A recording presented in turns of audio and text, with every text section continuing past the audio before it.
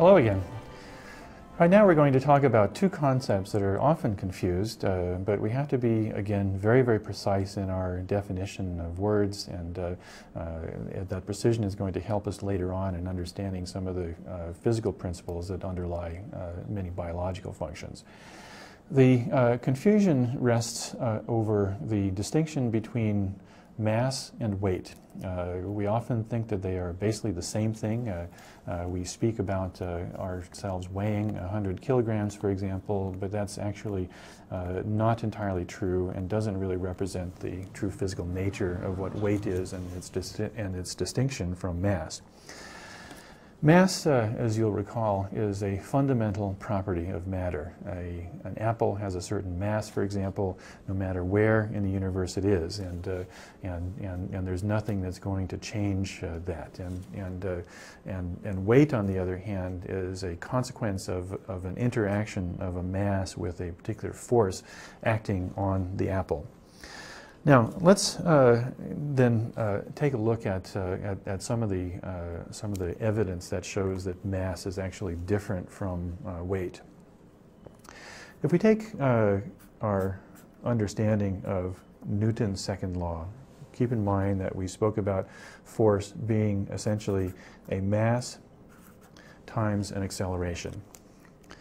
Now, if you take an apple, for example, and you hold it up, and you'll see this in the video that's going to be coming up now. If you hold it up and you drop it, let's take a look at the video, you'll see that the motion is not constant. We have taken that video that you just seen, that was an apple being dropped in real time, and we've slowed it down and we put a little dot on the apple to show you where the apple is with respect to time.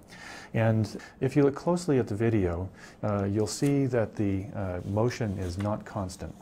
And in fact, we can quantify this. We can easily come along and measure the position of an apple as it's being dropped. And here's a graph that illustrates this. These are three experiments that I ran the other night, quantifying where, with respect to time, an apple is as it's being dropped.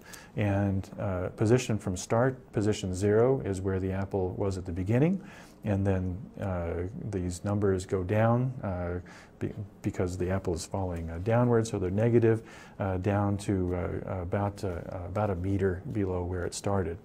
And if you look at the way that the apple is falling, then you can see that the motion is not constant in this instance. We measure motion by velocity, as you'll remember, and velocity is distance versus time. And if you look at these graphs, the velocity is basically a tangent that goes parallel to these lines over here. So at the beginning here, the velocity is about this, but later on, about 4/10 of a second later, the velocity is this. And the slope is steeper here than it is there. That means that the velocity of the apple is faster there than it is here. In other words, there is no constant motion. Now, if you look at, if you quantify this velocity directly, that is, you measure the velocity with respect to time, then you get a graph that looks like this. And again, these are the same numbers that we just showed you in the other graph of position versus time. Velocity versus time, you can see that we're looking at more or less a straight line from time 0 up to where I finally catch the apple about 4/10 of a second later. And if you calculate what that slope is, the slope of velocity, meters per second is meters per second squared, or acceleration. If you measure the acceleration as the slope, then you get a value of about 9.9 meters per second squared. All right, now if we come back again to Newton's first law, what does that tell you? Again, we see that the apple has a mass. That's not going to change.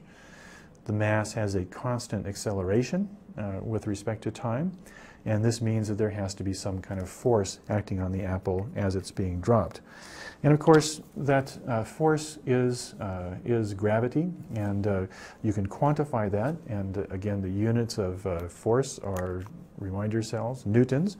And we can do a very, very simple calculation to show what that force actually is. So let's do a calculation right now. We're going to take a balance. We're going to put it right here. Take an apple, and we're going to measure it.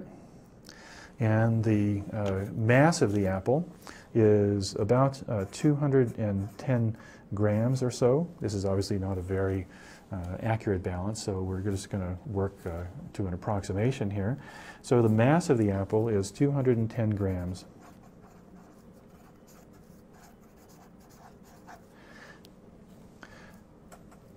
We'd like to work in SI units, and so we're going to turn that into kilograms. That's about 0.21 kilograms. We know that the apple, as it was dropped, accelerated, and we know that that was about 9.9 meters per second squared.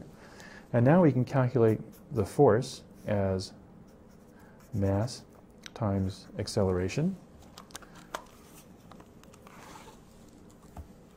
Let's do the calculation.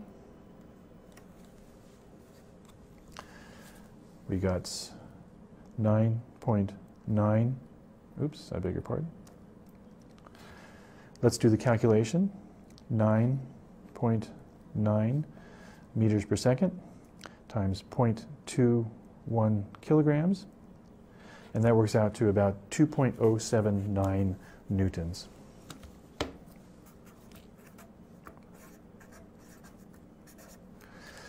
This is the weight of the apple. This is the force that's acting on the apple due to the force of gravity coming from the Earth. Actually, the gravitational interaction between the apple and the Earth. Now, this is about twice the value of the standard measure, namely 1 Newton, and so this is a measure of the force that's acting on the apple. Now, if we come along and we just take the apple and we put it on the table like so, then this obviously is an apple that is not in motion. And we know that the force acting on the apple by gravity has not gone away. It's always there. It's constant. And so this tells us something important about the way that the apple interacts with the table. And this is where Newton's third law comes in. We take our apple,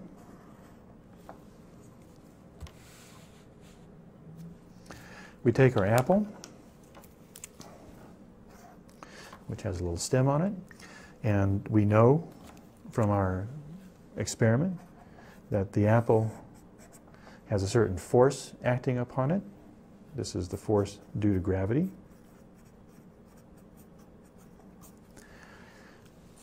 But if the apple is not moving, that means there has to be an equal and opposite force acting on the apple. This is Newton's third law. And so there has to be a force acting on the apple from the table going back. And this is the force acting on the apple by the table. You have a force driving the apple down, but it stays in motion. And as that force interacts with the table, there's an equal and opposite force going in the other direction. The table is actually pushing up on the apple as forcefully as gravity is pulling down on it. And this points to the fundamental distinction between mass and weight, namely that mass is a fundamental property of matter with units of kilograms, whereas the weight is a derived quantity. It's actually a force properly with units of newtons, and therefore the weight is actually properly measured as a force. Now, let's take a little bit of a closer look at this interaction with gravity. We measured a value of acceleration of the falling apple as about 9.9 meters per second squared. Obviously, people have done this much more precisely, and the standard value for acceleration, which is due to gravity, which is given a special term, namely g, that is actually closer to about 9.8 meters per second squared, and so we're going to use that value rather. And this points to another interesting thing about weight, that is that it varies depending upon the mass of the object doing the pulling. And so if you look at the gravitational acceleration of any object on Earth, it will accelerate downward if it's dropped at a rate of about 9.8 meters per second squared. And so we have to be a little bit more precise here. We have to speak about the gravitational acceleration due to the Earth's gravitational field. We can now pose a more fundamental definition of weight. The weight of an object is a force, and that is equal to the mass of an object times its gravitational acceleration, and in this case we're speaking about the gravitational acceleration due to the Earth's gravitational field.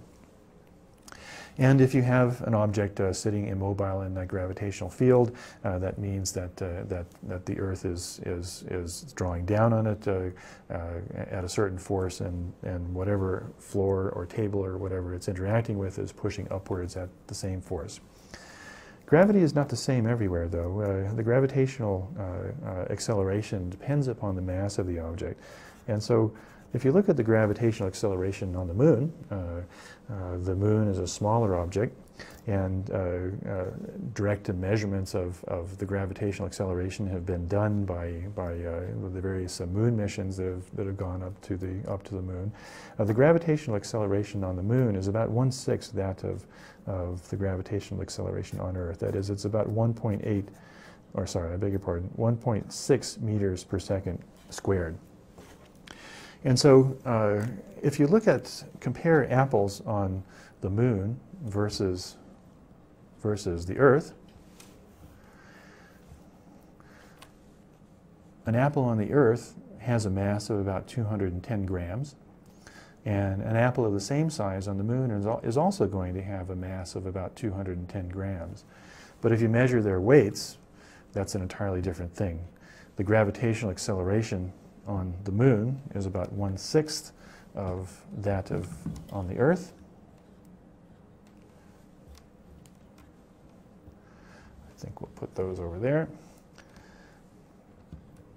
And this means that 2 newtons of apple on Earth can be accommodated by 1 apple, but 2 newtons of weight of apples on the moon, it takes 6 apples to be able to make that up. Gravitational acceleration on the moon is 1/6 that on the Earth. You need 6 times the mass of apples to equal the same weight as 1 apple does on the Earth's surface. Okay, now there's just one other thing to speak about with respect to weight. And that is that weight often is important biologically because of the interaction of objects under a gravitational field with other objects in the Earth. And one obvious example of that is when you stand on a platform, on a surface, you are pressing down on that surface with a certain weight. But weights interact with other surfaces via areas. And so if you have an apple, again, let's draw our apple.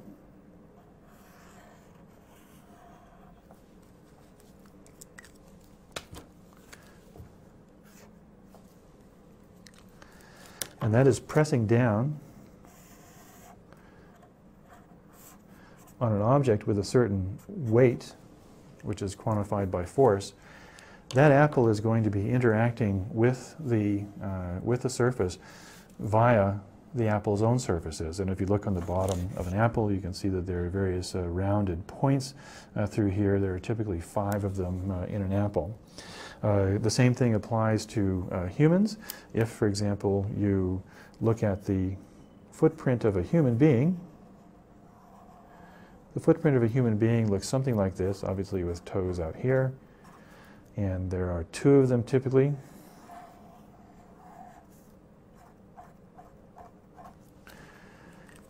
And your weight, when you are standing on a surface, interacts with the ground over a certain surface area, which amounts to the contact area between the soles of the feet and the ground.